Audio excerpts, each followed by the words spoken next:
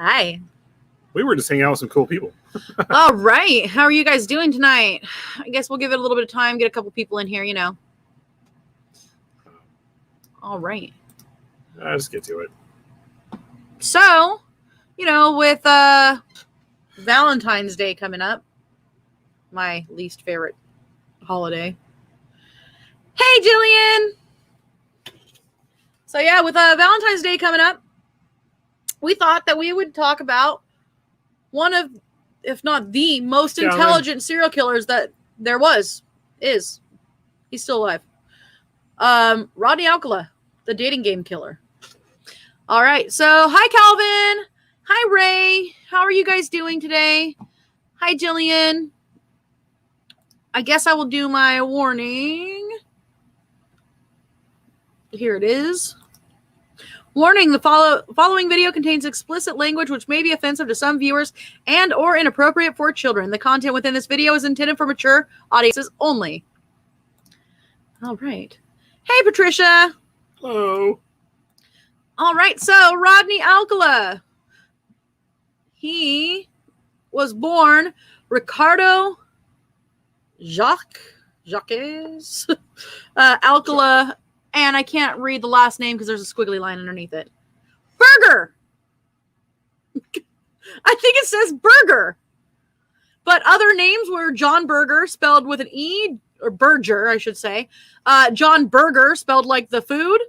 And Rod Alcala. Hello, Palmderman. And hello, Mikey. What's up? Survived the ice storm. I'm glad to hear that. All right, so. What did I do? I did things to the screen. So in case you guys don't know who the gentleman we're talking about today is, this is Rodney Alcala. He. Thank you, Nancy. How are you tonight? She says my hair looks purple there now. Yay. So here we go. Oh, Bucor. It was his name, or Bucor. So Rodney James Alcala, born August 23rd, 1943, is an American convicted rapist and serial killer who was sentenced to death here in California. Rodney Hamburger. California? No, I got distracted. Rodney Hamburger. Sorry, ADD moment. California for 5 murders committed in the state between 1977 and 1979 and received an additional sentence of 25 years to life after pleading guilty to 2 homicides committed in New York in 71 and 77. Alcala's true crime count remains unknown and could be much higher.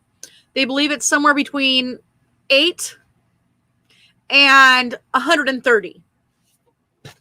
Let me scoot on up here so I could read better, guys. So he compiled a collection of more than 1,000 photographs of women and teenage girls and boys. Many of them were in explicit poses. And in 2016, he was charged formally with the 1977 murder of a woman identified in one of his photos. Alcala is known to have assaulted one other photographic subject. Give it to you. Lunar Tides. Great brand, by the way. So, sorry. He was known to have assaulted at least one other of his photographic subjects. And the police have speculated that others could have been rape or murder victims as well. Prosecutors have said that Alcala toyed with his victims, strangling them until they lost consciousness, and then waiting until they revived, sometimes repeating the process several times before finally killing them. Hi, Carl. Hey, guys. Happy Early Love Day. Thank you, Psychomantian. All right. So, I brought the wrong notes up. Here we go. So, one police detective described Alcala as a killing machine. Others have compared him to Ted Bundy. Alcala is sometimes called the dating game killer because of his appearance on the 1978 on the television show The Dating Game in the midst of his murder spree. He actually went on live national television while in the middle of a murder spree. So here's the logo for The Dating Game. This is a very blurry picture of him, and he won, by the way. He actually won. And the woman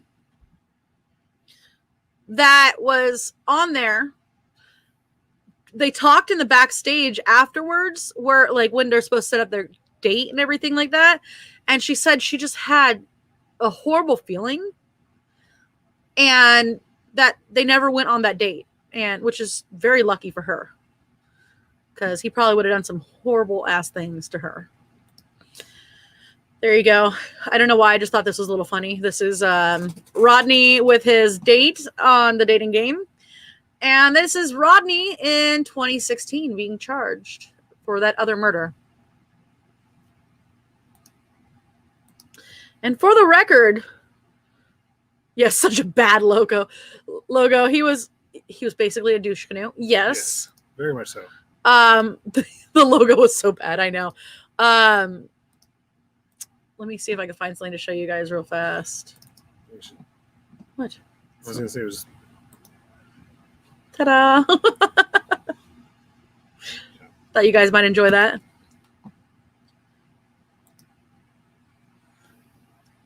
Is that Howard Stern? Yeah, and she was like, oh, hell no. Yeah, she said she got a bad feeling. Just didn't do it. So his early life, Rodney Alcala was born in San Antonio, Texas. And his mother was Ana Maria Gutierrez. His father was Raul Alcala Bucor. And in 1951, his father moved the family to Mexico and then abandoned them 3 years later. In 54, when Alcala was about 11 years old, his mother moved him and his two sisters to suburban Los Angeles. In 61, at the age of 17, Alcala joined the U.S. Army. He served as a clerk. In 64, after what was described as a nervous breakdown. Funny about like all these like serial killers who actually serve in the army. They never actually serve in battle or anything like that. They always serve as like clerks or something like behind the scenes. Yeah. They never do actual. They're never actually a part of the war or anything like that. They're always back behind the scenes. They find a way to get out of it. And then when they get out of the army, that's when they can become very violent. So if I didn't mention it already, Alcala has the highest, one of the highest, if not the highest, IQ out of serial killers. It was 167. He could have used that for so much, but he used it. I mean, he didn't even use it. Let's be real. Yeah. I mean, he had an 11-year killing spree. And it's probably more than the 130 that were mentioned. So, in 64, after what was described as a nervous breakdown during which he went AWOL and hitchhiked from Fort Bragg to his mother's house, he was diagnosed with antisocial personality disorder by a military psychiatrist and discharged on medical grounds. Other diagnoses later proposed by various psychiatric experts at his trials included narcissistic personality disorder, borderline personality disorder, malignant narcissism, and psychopathy, and sexual sadism comorbidities. After leaving the Army, Alcala graduated from UCLA School of Fine Arts and later studied film under Roman Polanski at New York University. Yeah.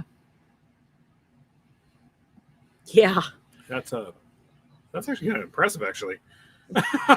Like I said, he's really smart. Well, no, he actually has a connection to Polanski and Manson, Sharon Tate, all this other stuff. So his early criminal history, Alcala committed his first known crime in 1968. An eyewitness in Los Angeles called police after watching him lure an 8-year-old girl named Holly Shapiro into his Hollywood apartment.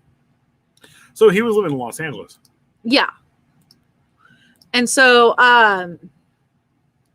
when police arrived, they kicked the door and the girl was found alive, raped and beaten with a steel bar. Jesus Christ. But Alcala had fled. He's horrible. This guy's horrible. Yeah. To evade the resulting arrest warrant, Alcala left the state and enrolled in NYU using another name, John Berger. In 1971, he obtained a counseling job at New Hampshire Arts Campus for Children using a slightly different alias, John Berger. I'm sorry. Yeah. This is the era that we're in right now in the 60s, like where it's like, I did some fucked up shit. I'm just going to change to my middle name and I'm going to get a job doing this stuff. So in June of 1971, Cornelia Mitchell Crilly, a 23-year-old TWA flight attendant, was found raped and strangled in her Manhattan apartment. Her murder remained unsolved until 2011. The FBI added Alcala to its list of 10 most wanted in early 1971. A few months later, 2 children attending the arts camp noticed his photo on an FBI poster at the post office. Alcala was arrested and extradited to California. By then, Shapiro's parents had relocated their entire family to Mexico and refused to allow her to testify at Alcala's trial. Unable to convict him of rape. So he got away with it. Yeah. Unable to convict him of rape and attempted murder without their prime witness, prosecutors were forced to permit Alcala to plead guilty to a lesser charge of assault. In reality, like, he probably could have been like, fuck you. You don't even have a witness. That's what happened. No, but they were like, oh, you could just plead guilty to a lesser charge of assault. He could have been like, fuck you. You have this person saying I did something, but where's the evidence? He didn't plead, did he? He did. He pled. He pled to assault. Jesus Christ. Being that smart, you'd think that he would have known that. Exactly.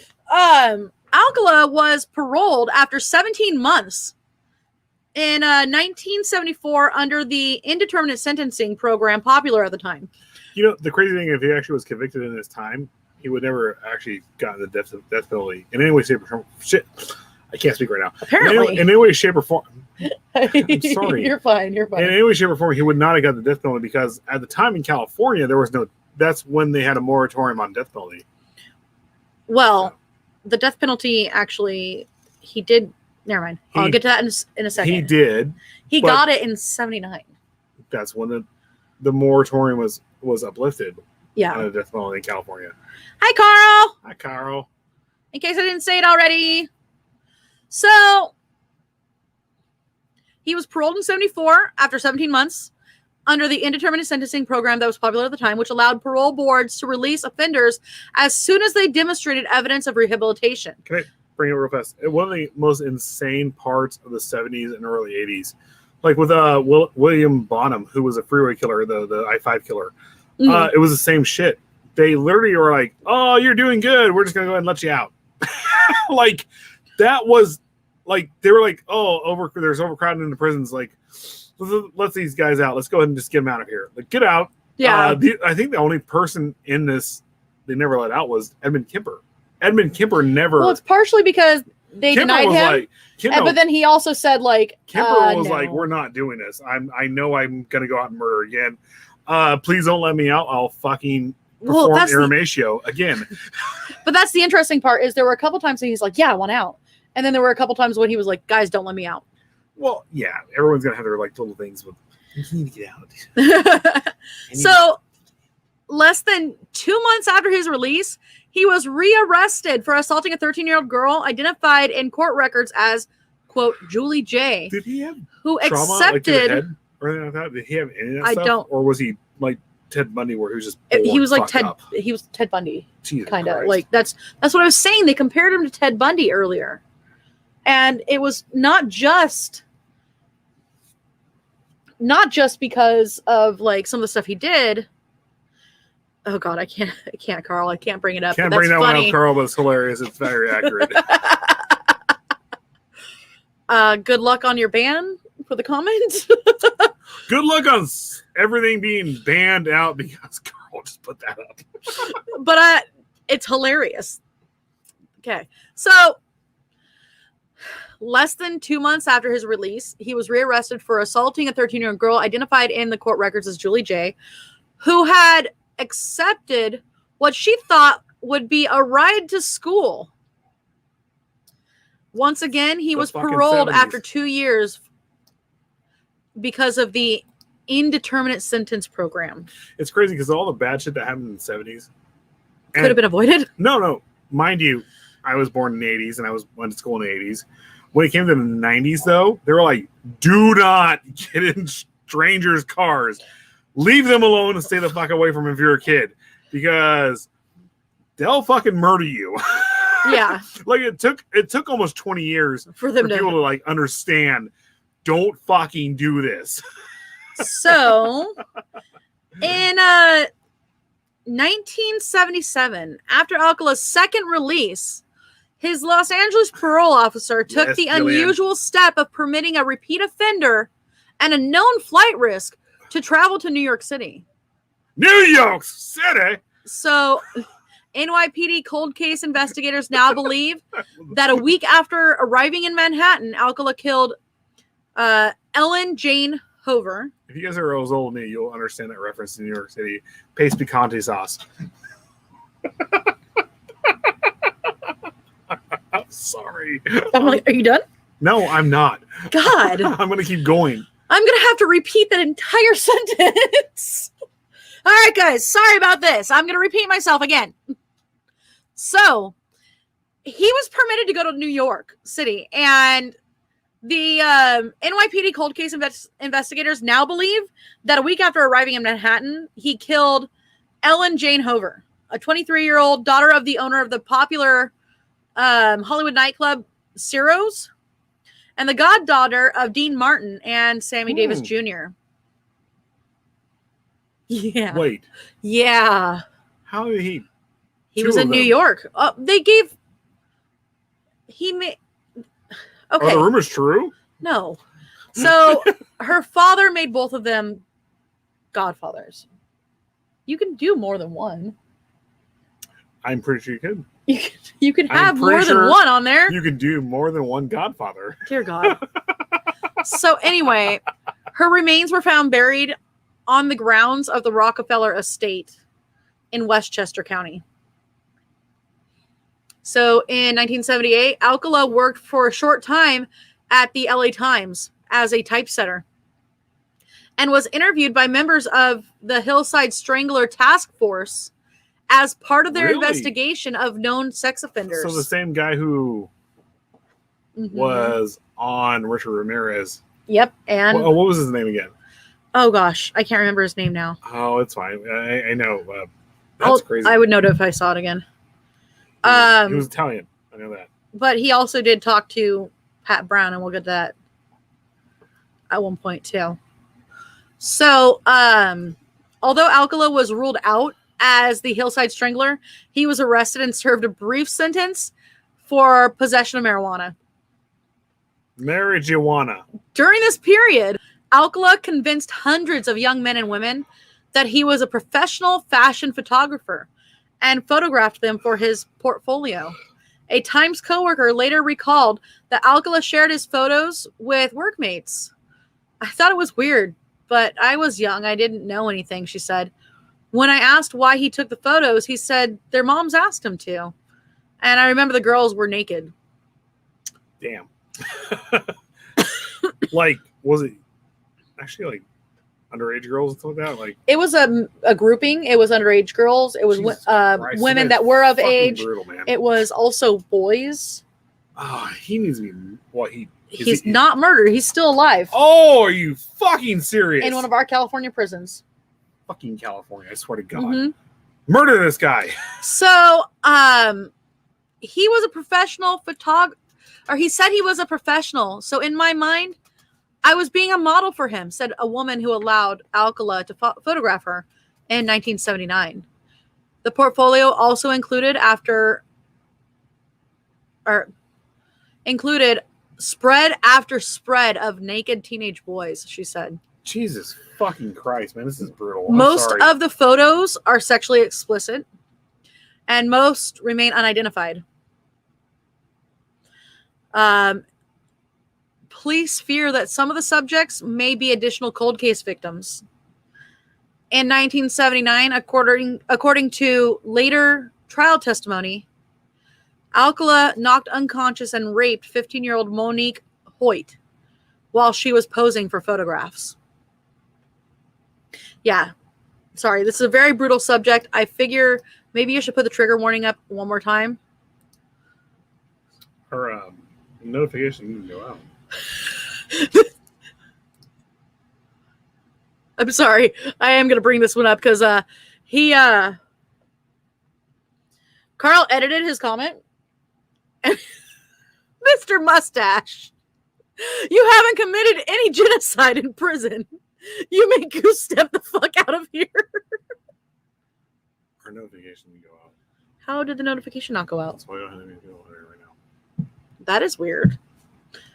Hey guys, can you guys do us a favor and share out right now? Because some interesting things are going on today. Like, notifications not going out. So yeah, because some women he did legit pics for and others he didn't. You're right. Some weren't as lucky and some of them he did do legitimate pictures and allowed them to go. Yeah, what is going on here? They didn't go out. I'm not getting them right now. Sorry guys, I'm doing something real fast. I'm going to share some things. Post. There we go. If you can share, copy the YouTube link and post it onto MeWe, please. Yes. Or anybody. Please share out. Share out. We're having issues right now. So anyway, I guess I'll get back to this. Look, not one bit. I don't know, babe. So the dating game appearance.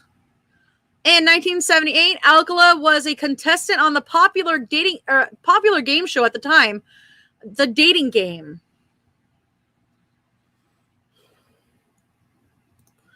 Oh, thank you. Yeah, just like any post. It's all freaking out right now. I can't share anything out. No, go to YouTube and copy it and go to MeWe.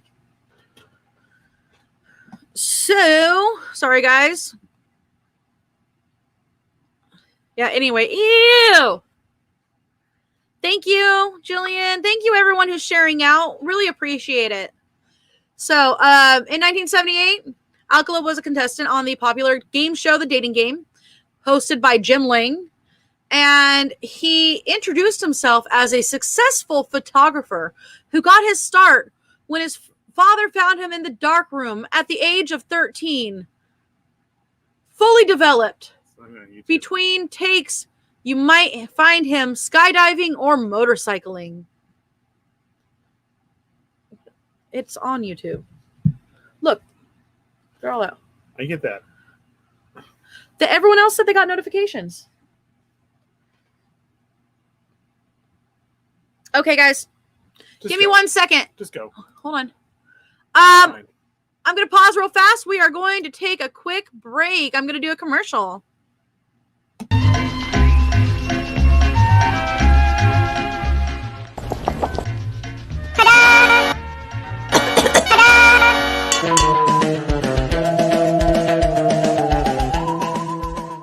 Hey, it's me, Nix, the Psycho Mantis, coming to you live from Psychomantium 13.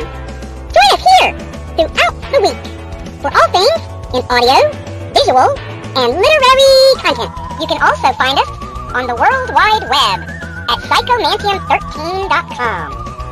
Join Psychomantium 13 and enter the weird. All right, guys, we are back. Awesome. Oh, that's weird. Share button went poof. Yeah, I'm not having any shares or anything on here. It's not showing any notifications. So whatever. So Let's just go. babe. So a few Bachelor contestants later described Alcala as a very strange guy with bizarre opinions.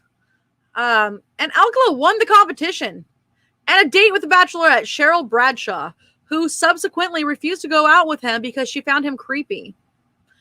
Criminal profiler Pat Brown noted that Alcala killed at least 3 women after his dating game appearance, speculated that this rejection might have been an exacerbating factor. One wonders what that did in his mind, Brown said. This is something that he would not take too well. Serial killers don't understand rejection. They think that something is wrong with the girl. Oh, she played me. Oh, she's playing hard to get. So, Samso murder and the first 2 trials. Robin Samso, a 12-year-old girl from Huntington Beach, disappeared somewhere between the beach and her ballet class on June 20th, 1979. Her decomposing body was found 12 days later in the LA foothills. Samso's friends told police that a stranger had approached them on the beach asking to take their pictures. Detectives circulated a sketch of the photographer, and Alcala's parole officer recognized him. During a search of Alcala's mother's house in Monterey Park, police found a rental receipt for a storage locker in Seattle. In the locker, they found Samso's earrings. Alcala was arrested in 1979 and held without bail. In 1980, he was tried and convicted and sentenced to death for Samso's murder, but the verdict was overturned by the California Supreme Court because jurors had been improperly informed of his prior sex crimes. In 1986, after a second trial, virtually identical to the first, except for the omission of the prior criminal record testimony, he was again convicted and sentenced to death. A Ninth Circuit Court of Appeals panel nullified the second conviction, in part because a witness was not allowed to support Alcala's contention that the park ranger who found Samso's body had been, quote, hypnotized by police investigators. Like, he was hypnotized by... They were hypnotized? Happens. I Like, guess. The police investigators were like, you found a girl. You found this girl. There's a body in front of you. Like, what the hell? For being such an intelligent person, he had has some fucked up theories here. So, additional victims. While preparing their third prosecution in 2003, Orange County, California investigators learned that Alcala's DNA, sampled under a new state law over his objections, matched semen left at the rape and murder scenes of 2 Los Angeles women. Additional evidence, including other cold case DNA matched in 2004, led to Alcala's indictment for the murders of 4 additional women. Jill Barkham, 18, a New York runway found rolled up like a ball in a Los Angeles ravine in 1977, and originally thought to have been a victim of the Hillside Strangler. Georgia Wixon, 27, bludgeoned in her Malibu apartment in 77. Charlotte Lamb, 31, raped and strangled and left in the laundry room in El Segundo in her apartment complex in 1978. Jill Parento, 21, killed in her Burbank apartment in 79. All of the bodies were found posed in carefully chosen positions. Another pair of earrings found in Alcala's Seattle storage locker had residue that matched Lamb's DNA.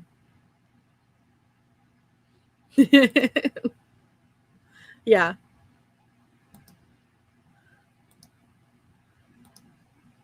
So, during his incarceration between the second and third trials, Alcala wrote and self-published a book, You, the jury, in which he claimed innocence in the Samso case and suggested a different suspect.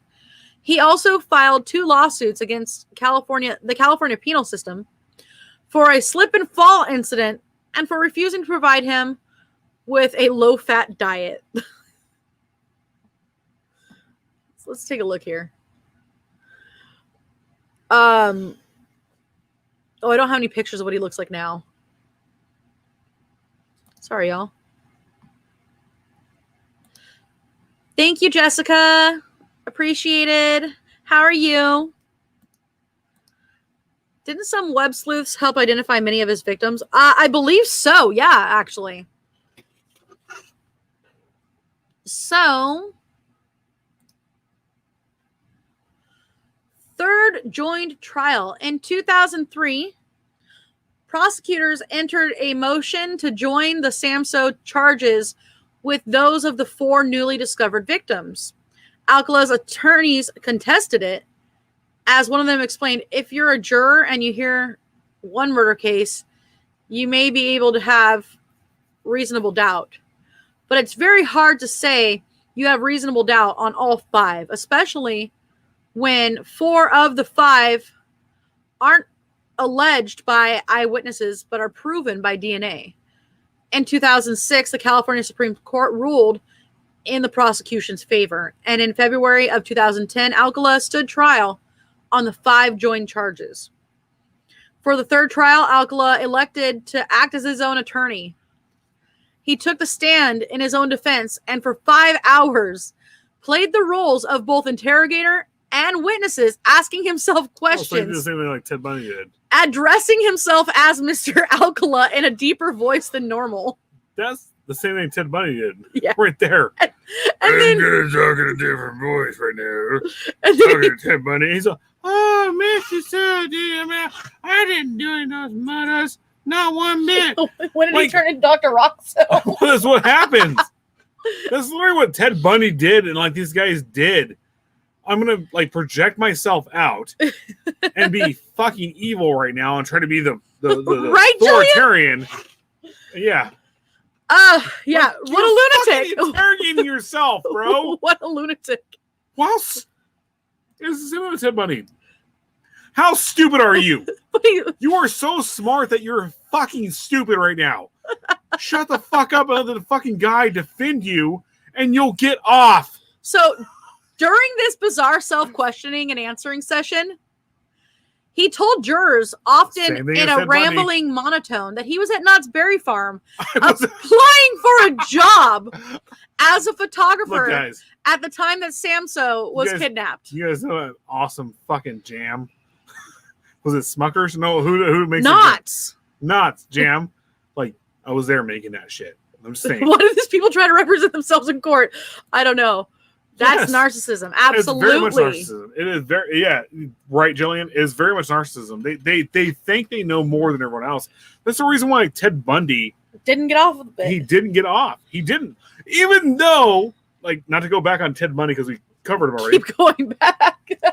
Ted Bundy had an out because the fucking sheriff in Colorado fucked up his Miranda rights and stuff like that. Yeah. And they were like, you can go right now. Just let this guy defend you. That's all you got to do. Let this lawyer. And he's like, no. This wasn't even a badass lawyer. It was like a public defender. It was like some guy they just assigned to him. All they did is say he didn't get his Miranda rights read to him.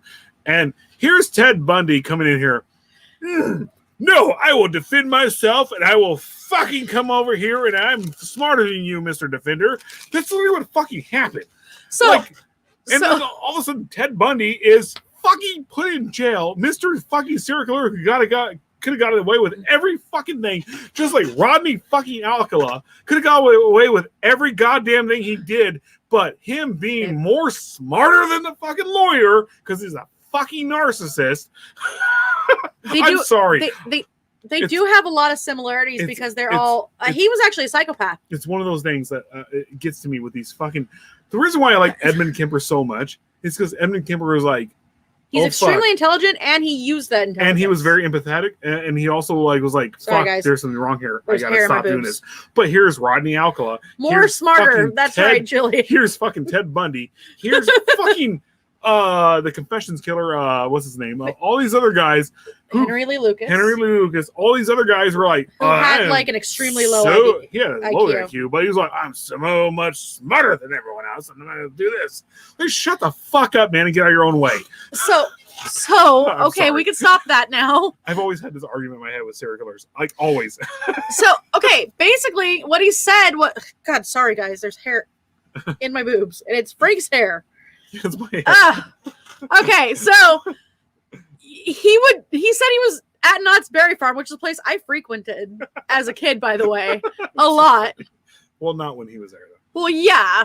I mean, I You were wasn't born born in in 80. 78. You were born in 86. Yes. Less than 10 years later. But they do have photographers there. And they do like the family photo, they do like Yeah. the old-timey photos. Like, I do enjoy those with like the theme parks and stuff like that. yeah, so I'm assuming he was actually applying to be a photographer in that little in his head at the old-timey place. You know, like where that you dress up and you do take photos and you have serious face for it. No respect. So he showed the jury a portion of his 78 appearance on the dating game in an attempt to prove that the earrings found in his Seattle locker were his and not Samso's. Jed Mills, the actor who competed against Alcala on the show, told reporter that earrings were not yet socially acceptable. I'm sorry. Were not yet a socially acceptable accoutrement for men. Shut the And in fuck 78, up. Get out of your own way. I had never seen a man with an earring in his ear, he said. I would have noticed that on him. I'm sorry. Shut the fuck up and get out of your own way. And then here's the narcissist. No. I mean, so he's trying to show the dating game footage, but if you look, like, you can't see his ears. Oh, there, you see a lobe, but there's no earrings. No earrings. Shut the fuck up and get out of your own way. Shut the fuck Hi, up. Tom. And just get out of your own fucking way, man. Basically. So Alcala made no significant attempt to dispute the 4 added charges, other than to assert that he could not remember killing any of the women. Yes, Jillian, they're so smart, they're stupid. Yes. Thank you. So- Can you bring that comment up real fast? That's a very... Right? They're very much book smart. They're not street smart. He's just crazy. So, Alcala made no attempt to dispute the 4 added charges, other than to assert that he didn't remember killing them. Did he get off on the charges? No. Okay. As part of his closing argument, he played the Arlo Guthrie song, Alice's Restaurant, in which the protagonist tells a psychiatrist that he wants to kill. After less than 2 days of deliberation, Christ, the man. jury convicted him on all 5 first-degree murder charges. A surprise witness during the penalty phase of the trial was Tali Shapiro, Alcala's first known victim. Wait. The little girl that the family took her to Mexico. Oh, man, that's a very tough girl. That's a very... That's a very strong thing to do, especially like to confront your attacker. Oh my god, man, she is a hero right First there. off, Alcala looks like that one weird authority figure who I think works as Surgeon General. Yes. Oh, thank you. And my dad used to make us listen to that every Thanksgiving. What? Wait. The Rodney Alcala. No, the song Alice's Restaurant. I'm sorry. I'm sorry. I'm sorry. Stop real fast. The one thing I got from that, I know it's not this, but you're like, well, we had the Rodney Alcala argument that's on tapes, and my dad made me listen to this every Thanksgiving. Okay. Excuse me? Excuse That was my you. foot. God. That was my foot. I didn't fucking rip ass on fucking tape. Now my hair looks purple. Awesome. I'm sorry, Jillian. So I can see why you guys do the Sinister Sisters in the Green. parlor. No. Richard- I'm kidding. Okay. Blah, blah, blah. God damn it! I'm not going to get through this, and it's not even that many notes. Oh, there's no one out for us. So, Richard Rappaport, a psychiatrist paid by Alcala, and the only defense witness, testified that borderline personality disorder Wait, this motherfucker Could- had money? explain Alcala's claims Did he have that he money? had no memory. What are you talking about? Wait, he paid by Alcala. He had money? Yes. Are you fucking kidding me?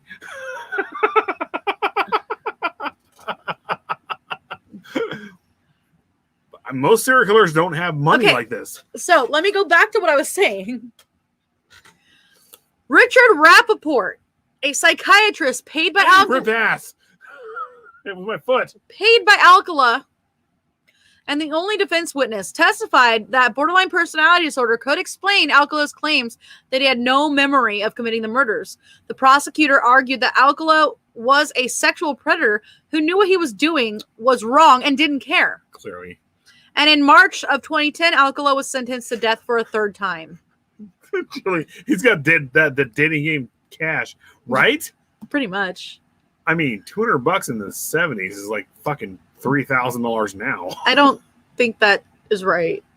I don't know. I can't do that. So, unidentified photographs. Oh, shit. In March of 2010, the Huntington Beach, California, and New York City police departments released 120 of Alcala's photographs and sought the public's help in identifying them in the hope of determining any of the women and children he photographs What the fuck? as additional victims. So approximately 900 additional photos could not be made public, police said, because they were too sexually explicit. What? Yeah. In the first few weeks, police reported that approximately 21 women had come forward to identify themselves. And at least 6 families said they believed that they recognized loved ones who had disappeared years ago and were never found. None of the photos were unequivocally connected to a missing person case or unsolved murder until 2013, when a family member recognized the photo of Christine Thornton. She was 28, and her body was found in Wyoming in 82. Oh, that's fucking brutal, man. And as That's of September of 2019, 109 of the original photos remain posted online, and I have seen them, by the way. I don't want to look at them. I'm sorry. No, they're not lewd. No, I don't care. I don't I've looked at them because I wanted to see these people. look. I like we like talking about the serial killers and stuff like that, but when it comes to their victims and stuff like Thank that, I can't do it. I Thank can't. you. I like actually making their victims known Well, it's because like, I want them to be known more. we than were the- talking about fucking hell, I can't think of her name, but I can't think of her name, but we're the one who killed the Mormon dude, Jody Arias? Joe's Arias, yeah. We were talking about her like yesterday at work, and I actually found the last You photo. mean she killed her boyfriend or her husband? Her boyfriend. I found the last photo of him alive, which is literally She a stabbed minute. him like 27 times. No, it's minutes before she fucking popped him in the head. And he's like, when it's him in the shower, and I showed it to my boss, like, hey, well, we might talk about them eventually later. Oh, on. I'm going to talk about her. She is And point blank evil. the last photo of him, it made me. I was like, I can't look at this shit, dude. It's terrible, you know. So, as of September 2009, 109 of the photos are still online, and the police continue to solicit the public's help for further identification. Additional associations, charges, and convictions. So, in New York, after his 2010 conviction, New York authorities announced that they would no longer pursue Alcala because of his status as a convict awaiting execution. Nevertheless, in January 2011, a Manhattan grand jury indicted him for the murders of Cornelia Creeley, the TWA flight attendant, and Ellen Hoover, the Cicero heiress, or the Ciro's heiress. How did they convict him for that? They indicted him Well, they indicted. Okay. in 71 and 77, respectively. In June of 2012, he was extradited to New York, where he initially entered not guilty pleas for both counts. In December of 2012, he changed both pleas to guilty. citing a desire to return to California to pursue appeals of his death penalty conviction. Oh, so he's smart. On January 7th. I'm going to go back to California where I know I can get off on this shit. Yeah. And be just stuck on death row until I die of cancer or some shit. Yeah. Well, yeah, he's a piece of shit. January 7th, 2013, a Manhattan jury sentenced Alcala to an additional 25 years to life. The death penalty has not been an option in New York State since 2007. This is... So in Washington in 2010, Seattle police named Alcala as a person of interest in the unsolved murders of Antoinette Whitaker, 13. She was murdered in July of 1977, and Joyce Gaunt, 17, murdered in February of 78. Alcala rented the Seattle area storage locker in which investigators later found jewelry belonging to 2 of his California victims in 1978. Other cold cases were reportedly targeted for reinvestigation in California, New York, New Hampshire, and Arizona. Yeah, this guy is a major asshole. San Francisco. In March 2011, investigators in Marin County, California, north of San Francisco, announced that they were confident that Alcala was responsible for the 1977 murder of 19-year-old Pamela Jean Lamson, who disappeared after making a trip to Fisherman's Wharf to meet a man who had offered to photograph her. By the way, Fisherman's Wharf is pretty fucking rad to go to. Mm-hmm. Aside from this shit, but they have some bomb-ass clam chowder there. Yes, they do. They very much do. And you can go see seals and otters and shit like that. Or sea lions. Sea lions? There you go, sea lions. And then you can see Sausalito, where they make the cookies and all that sort of stuff. Mm-hmm. I'm pretty sure it's not. It's Sausalito where the city is, but it's fucking rad. I fucking love it. So you see Alcatraz. Oh my God! I'm gonna throw something. So, okay, where was I? She disappeared after making a trip to Fisherman's Wharf to meet a man who had offered to photograph her. Her battered, naked body was subsequently found in Marin County near a hiking trail with no fingerprints or usable DNA. Charges are unlikely to be filed, but police claimed that there is sufficient evidence to convince them that Alcala committed the crime. Can we bring it on real fast? It's not that they found bodies and stuff like that. It's that they already had the bodies, they already had the evidence, and they linked it to him. Yeah. Whereas Jimmy Hoffa, there's no body. So. Yeah. So, in Wyoming, September 2016, Alcala was charged with the murder of 28-year-old Christine Ruth Thornton, who disappeared in 1977. In 2013, a relative recognized her as a subject of one of Alcala's photos made public by Huntington Beach Police and New York Police. Her body was found in Sweetwater County, Wyoming in 1982, but was not identified until 2015, when DNA supplied by Thornton's relatives matched tissue samples from her remains. Alcala admitted taking the photo, but not killing her. She was approximately 6 months pregnant at the time of her death. Jesus Christ. Thornton is the first alleged murder victim linked to Alcala's photos made public in 2010. The 73-year-old Alcala was reportedly too ill to make the journey from California to Wyoming to stand trial on new charges. He remains in California in Corcoran. To this day. Yeah, he's in Corcoran. Yep. We're what's his face was held? Charlie Manson. That's where Charlie Manson was before he died. So I have one last thing to go through here, and then we're going to be done for the night. So here's basically a timeline. 1961 through 64, U.S. Army. 68, graduated from UCLA. 68, raped, and he didn't kill her. Rape and attempted murder of Tolly, and pled guilty to the assault in 71. 68 to 71, he was a fugitive, but he was also a student at NYU. film school, and that's when he was under. Wait, he was a fugitive and. Yeah, that was his under the name John Berger. And so then in 1971, Cornelia Crilly, that was the heir to, and the one that was Sammy Davis Jr.'s. Yeah. Yeah. They're got her. Yeah. So 1974, Julie J., the one that they didn't give the name of, but also the parole convictions, the providing marijuana to a minor is one of the things he was convicted of. And 1974 to 1977, he was incarcerated for that conviction.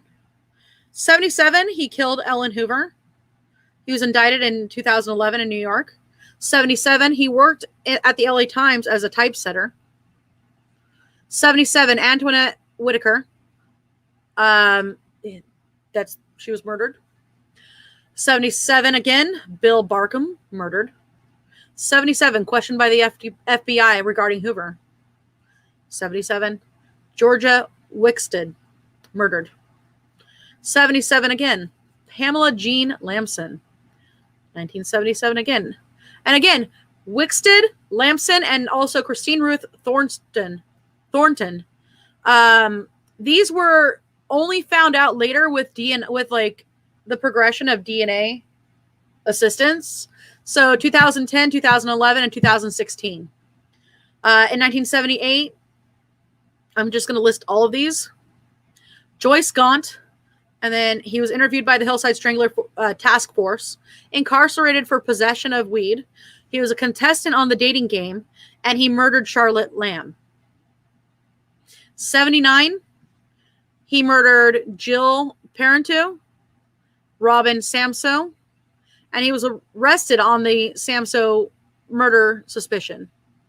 1980, convicted for the death of Samso. 84, the conviction was overturned by the California Supreme Court. 86, conviction number 2, sentenced to death for Samso murder. 94, he wrote his book, You, the Jury. And that was him asserting his innocence in the Samso case. Yes, actually, it seemed like in 77, he was extremely busy, like just on his spree. And 78, he was still in the spree. Until he was actually arrested, he was in his berserk mode. Yeah. When was he arrested again? 78. When was his last time that he actually... 78 was the Robin Samso murder, and he was arrested for it. And that's when he was actually pulled, and it was never released again, right? He was sent back and forth between here and New York. So 80s... No, it was 79 is the end of his spree. Yeah. It went from about 68 to 79. And then 2001, conviction number 2 overturned again for the death penalty in the United States Court of Appeals for the Ninth Circuit. 2003, DNA collected, 4 additional murders discovered. 2003, again, motion to join Samso case with the other 4 proposed murders, and it was contested but allowed. So that was in 2006 that the join was granted by the Supreme Court. 2010, he was convicted number 3, third time, sentenced to death for the murders of Samso, Parenteau, Lamb, Wickstead, and Barkham. 2011, indicted for the murders of Hoover and Crilly. And in 2013, he pled guilty and sentenced 25 years to life on top of his... Which didn't matter anymore. Yeah, on top of the death sentence for those murders. So, yeah. That was it. That was Rodney Alcala. Yeah. All right, guys. So, next week, we're talking about Bathory. Yeah. And stay tuned tonight for... I don't know what horror movie we're playing, but I believe we're playing a horror movie. And Maud, could you tell me if, somebody tell me if we have that going on tonight, and right. if Cemetery Joe is hosting. And then tomorrow night, we have, Is it Sinister Sisters tomorrow night? No. No? Okay, so tomorrow night, This is we... Tom's World. Oh, This is Tom's World, and I believe we're going to be on cooking. Yeah. For the random show. And actually, we have... Talking about metal. Yeah. We have my friend Mike coming in. And, oh, yeah, we're doing that, aren't we? Yeah, we'll talk about metal on the random show tomorrow night. So we also have a At 7. contest coming up to rename the random show. So we'll let you guys all know what happens with that when that contest launches, and there will be a prize. So yeah. Thank you for joining us tonight. Oh, so there's going to be a Facebook watch party tonight, I believe. But, cool. Yeah, thank you for joining us tonight. Have a wonderful night. Bye, guys. We're out.